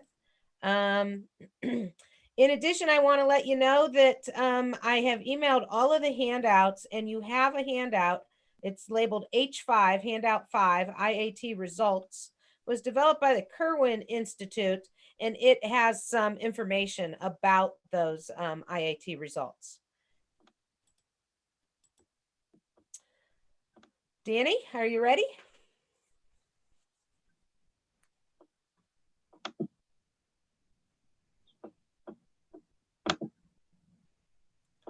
Did we lose Dan? I know she was having difficulty with her mic. All right, well, I'll go ahead and She may have tried to log in and out. Okay, she might. Okay, so implicit bias refers to the attitudes or stereotypes that affect our understanding, actions, and decisions in an unconscious manner. These biases are activated involuntarily and without an individual's awareness or control. These biases that reside deep in the subconscious are different from known biases and are not accessible through introspection. You can't just think your way better. Biases that develop over time, beginning at a very young age through exposure to both direct and indirect messages, and we have a lot of that in our culture. These implicit biases shape our attitudes and our feelings based on the characteristics of others, based on characteristics such as race, age, appearance, and many other factors. So they're pervasive. They're related to what gets pumped into our brain, our own knowledge and experience, and they don't necessarily align with our declared beliefs or values. And like one thing that I didn't say in the last thing when I was talking about race is that everybody who can hear my voice has been racist before. In terms of a lot of these biases are like inbred parts of our culture. It is natural for me as a person who feels very positive about being a Black person. I was also raised in America, so I have negative biases that I have to look at about myself. So looking at bias, that exploration, all of that constant exploration is part of being anti-racist. Thanks, Kynetta. So implicit bias is difficult to recognize for many people who would prefer to believe that they're color or culture blind. We have to understand that these implicit biases occur in all of us because without the recognition of our own biases, we're unable to accept them and move forward toward cultural humility or racial equity. So we generally tend to hold implicit biases that favor our own in-group. That's common to do it that way, but there is research that shows that we absolutely can hold implicit biases against our own in-group. Implicit biases are malleable, and the implicit associations that we have formed can be gradually unlearned. So that's the good news. Take the implicit bias tests, because the more aware you are of your implicit bias, the more your consciousness can shift it. But you can't shift it if you're not aware of it. So we're gonna, speaking of awareness, we're gonna take a little awareness test. So I'm gonna stop sharing this, and I'm going to, hold on one second. I should have this lined up. Yep, there it is. And there it is. Uh-oh. And I'm gonna share again. Sorry, it just takes me a minute to swap over here. I think it's this. Yeah. Kynetta, are you looking at the awareness test? Yes. You're on. Okay, here we go. This is an awareness test. How many times does the team in white pass the ball?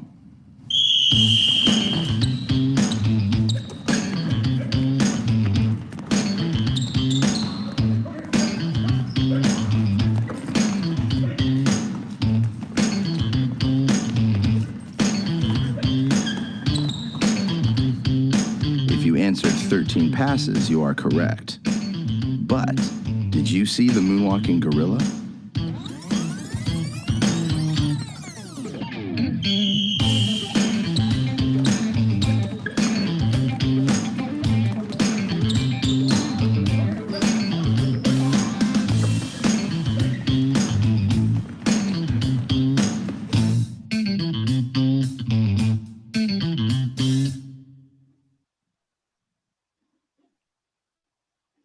All right.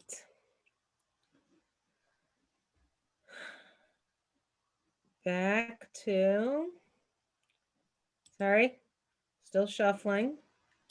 I need to get rid of this. Cool. Right, that was smooth. Yeah, I love that. It's one of my favorites. And sorry, everyone, for dropping off suddenly. There's apparently one port in my electrical outlet that's not working. Oh, no. It's But all I right. fixed that. The one on the wall, it's the one in the strip. Oh, okay. All right, here we go. So that was, we have a limited conscious capacity. We look for what we expect to see, and it works for and against us. If you, for instance, wanted to buy a car, you were thinking about buying a new car, and you were thinking, oh, maybe I'll buy one of those hybrids, or, you know, something really gas conscious like that, like a Prius. You're going to see a billion Priuses on the road because you're looking for them. And so if you were looking for the white players and how many passes they had, you could miss the giant black gorilla that was hanging out with, walked right through the scene. Now, this is old. Many people have seen this before, and it still catches people sometimes, because that's how strong it is. That's how strong our expectations impact what we perceive. The messages that we're given by the media, our families, our society, etc., impact our belief system, our reactions, and our behaviors. We have to bring those messages to the surface to increase our awareness and make more informed decisions. So again, this is not something that's, I'm sure most of you have seen this, possibly used some version of this in a PowerPoint or class that you've done, but our, such a little percentage of what we're aware of is above the surface. So much is subconscious. and under the surface, our beliefs, emotions, habits, values, protective reactions, long-term memory, imagination, intuition. So many things are below the surface, and they take a lot more exploration and uncovering to figure out what those really are. So remember the color test. Our strongest association interferes with our beliefs and our values. The color test was from last week. Don't try to remember it from today. It's not COVID brain. It's that it happened last week. The word association test, we did that today. And associative memory creates implicit processing. And those basketball passes, we see what we're looking for. So our biases are associative and adaptive. They change along with us as we move forward. And so you have some work to do if you'd like to change your perceptions and your biases. You can do it, but it takes some pretty significant work. Because each of us have a unique experience in the world. The information we hear in today's training may have a different meaning for each of us. This is also true for our children, our coworkers, our families, etc. We are all influenced by all of these things. It's a ton of things. You can't this would be a researcher's nightmare to try to manage or control all of these variables, right? Nearly impossible. And so we have a lot to filter through. And so you have to think about what lens you want to use when you look at the world, look at your students, look at your clients, look at your patients. So one thing to ponder is, and if somebody can tell me where this quote came from, I would appreciate it. It's a familiar one to me, and it was embedded in this PowerPoint, but I didn't have a citation for it. I've looked it up, and there's no. I looked up this quote, and there is no. There is no person that is associated with. Thanks, Kynetta. You had the same problem as I did. I was like, who's saying this? When we feel a sense of belonging, it's not because we are the same as everyone else, but because we have been accepted as we are. When we don't feel like we belong, when we are not accepted by the people around us, by the world around us, we feel much like the dramatic mask on the left. Alone, lost, abandoned, excluded, forsaken, disowned. Well, on the other hand, if you feel connected to somebody, if you feel like they get you, if you feel like they accept you, if you feel like they support you, then you feel all those good things from the mask on the right. And so a lot of this does boil down to helping people feel that they belong, that they matter. So isms, there's a lot of isms out there. Because there's so many differences across humanity, we know that there are many isms that we all share. Here are several of them: race or racism, nationality, religion, social class, education, weight, age, ability. Gosh, this was such a loaded slide already. I didn't have space to put in sex, gender, or sexual orientation. And those are huge isms as well. Oh, and I shouldn't have said that, because the question on this slide is, what are other biases we might have or that we might encounter? These are by no means all of the things that cause people to other people. So if you can think of another one that we haven't touched in this training or listed on this slide, please throw it into the chat. What might we be missing? Political affiliation. Okay, that's a big one right now. Colorism. Colorism. Houseless. Culture. Mask or no mask. Mm-hmm. Health, mental health.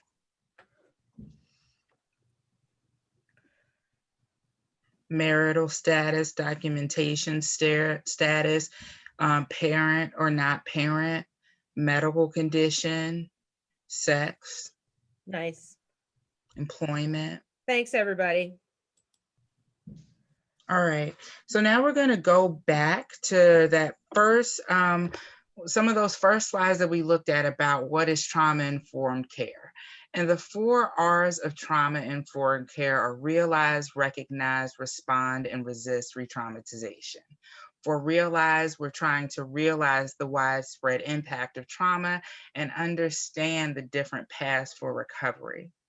So in terms of thinking about the trainings that we've gone through, what things can you take away from today that has helped you realize different things about trauma and its impact? In terms of recognizing the signs of trauma in ourselves, our clients, and our families and the systems we're involved with, are there any behaviors that you now can look at and you may want to interpret differently with this new perspective? In terms of our response, are we fully integrating our knowledge about trauma in terms of our practices?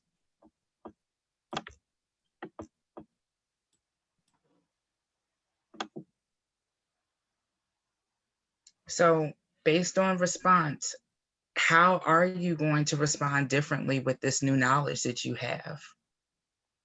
And then resisting re-traumatization, we're trying to resist re-traumatizing children and also the adults that care for them. And so with this new knowledge that you've gained today, how does this impact your thinking about re-traumatizing others? The one thing that comes to mind is that if a student acts out and the teacher tried everything to work with the student, but they need support in the classroom, I know for myself, I would start slowly forming relationships with the student, get to know the student where they're at, don't get them to repeat what happened unless they feel comfortable sharing their story with me. Not keeping them in the classroom, but go for a walk, move them away from the environment. I noticed that by the time we come back from a walk, the student's able to say, hey, this is what I've done. This is what's going on. Like the story unfolds as we're doing the walking. And I know that's what I do. But I know everybody who I work with, they all play their own role. If it's a teacher or a principal or other support staffs that I work with. And I noticed that, we all try to work together to work for the student. And I feel like you nicely segued into our next slide, because what I heard you talking about was giving the child a space of safety. And that is one of our, the first overall guiding principle that has to be there in terms of the foundation of trauma-informed care is making people, systems, others feel safe. And so I heard you in terms of really that connection aspect, that engagement in terms of why we're all here talking about trauma-informed care and we're talking about engagement. Having that as our foundation is so important. And so in terms of when we have safety, how can we do in terms of, thank you. So in terms of being safety, what does that look like in real life? What you talked about is we're trying not to do harm. We want to recognize that safety is relative. So in terms of what's safe to you may not be what's safe to me. And then that making sure that safety has both physical safety in terms of when we're taking that walk, looking at how close am I getting to your body, but then also emotional safety in terms of what it is that you want to talk about. And then also trying to make sure that we're recognizing in terms of often ourselves, in terms of trying to prevent that secondary traumatic stress. We're going to be increasing trustworthiness and transparency And some of the ways that we do that is through our boundaries, through being a genuine person. Peer support is so important, fostering connections, that relational part, encouraging that support, collaboration and mutuality, making sure we share power, making sure that I recognize that even though I may be the expert in psychology, I'm not the expert of your life. I'm not the expert of your culture. I'm not the expert about what works for you. So making sure that we really partner with both our families and our communities.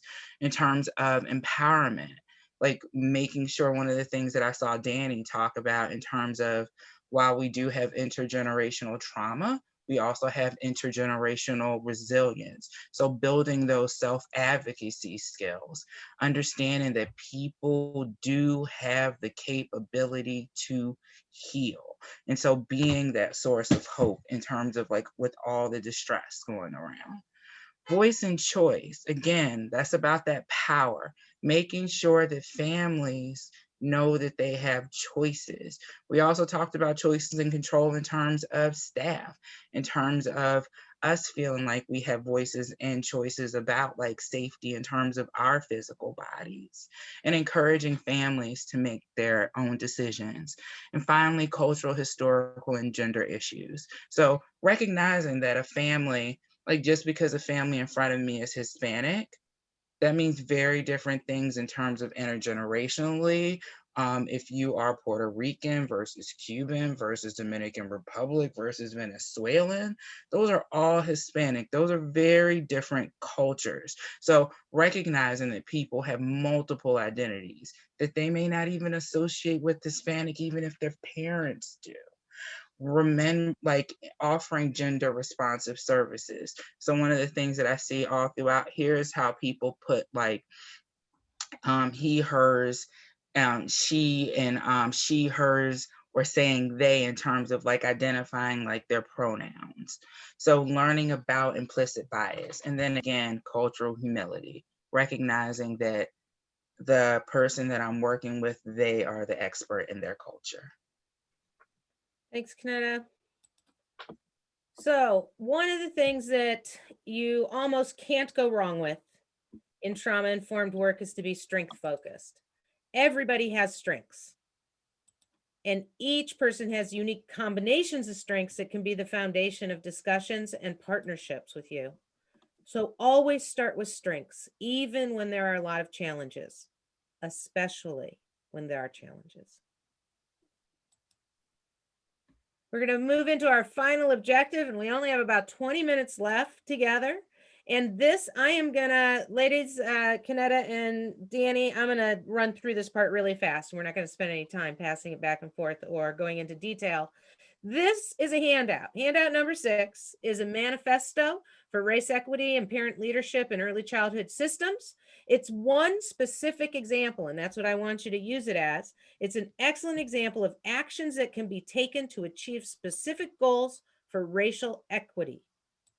So, in their manifesto for race equity, they challenge racism, and each slide and a handout that you have gives you the ways, 4 to 6 different ways that they do each one of these 5 points that I'm going to cover. You have to challenge racism when you can find it and when you can spot it and when you can recognize it. There's a lot of micro stuff, and there's a lot of stuff that you might not see every time, but when you do, how can you set yourself up, your organization and your work to challenge racism and to not, you remember, we can't be not racist. We're either letting racism happen or we're anti-racist, and we have to challenge that. Embrace parent leadership. Not everybody on this workshop works with children, youth, and families, but lots of us do, and lots of us, or we have our own children or those sorts of things. But one of the things that works in your favor is to embrace parent leadership. We must do better by these parents and make them more fully partners in what we're doing. Prioritize your resources. There's a lot of things that have been inequitable, and we have limited but existing resources that we need to use to develop the things that we think are important to move towards race equity. And so prioritize your resources and fund them. Create career pathways within your organization, within your system, within your field. People shouldn't always be students, clients, patients. They should have opportunities to be partners and to move into the organizations and systems that may be helping them at one point, but maybe they'll work at in a future point. Maximize equitable outcomes. The only way you're going to be able to understand your outcomes is to measure things. You have to measure things. You have to pay attention to what it is. Use data to identify and track disparities. Diversify your staff, improve collaboration, and be held accountable. So those are some of the things, and you have all the details in your handout. And so what we'd like to do is have us, based on everything that we've been given so far, and these ideas that there are things that you can do, I'd like you to think about and talk with some other people about, can you identify any areas that could be improved wherever it is that you work? And what steps are you willing to take to create more equitable space? And what do you need to move forward? So we're going to do one more briefer breakout room. As a matter of fact, we'll take about 7 minutes, and then we're going to wrap up with a few more resources before we close out for the evening. So here are your breakout rooms, and I'm just going to open them back up again. Oh, I see what happened. Okay.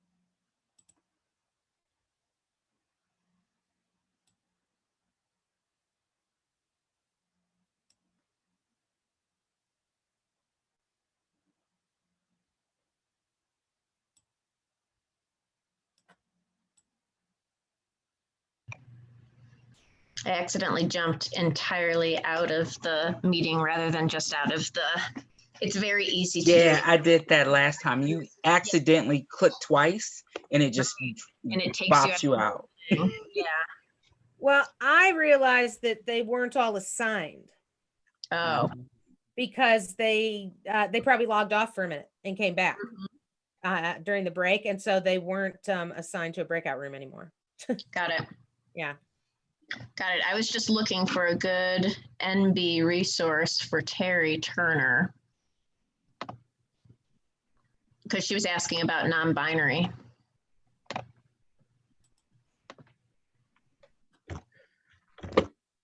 It's scary sometimes though to share resources because like I don't want to share something from HRC because they piss me off. And I still share their resources. Their resources are good. Yeah, I agree.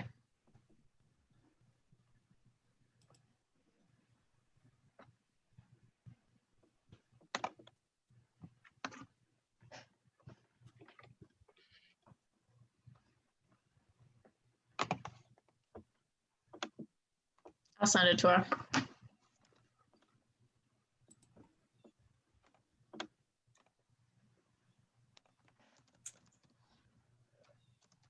All right, so let me pause here.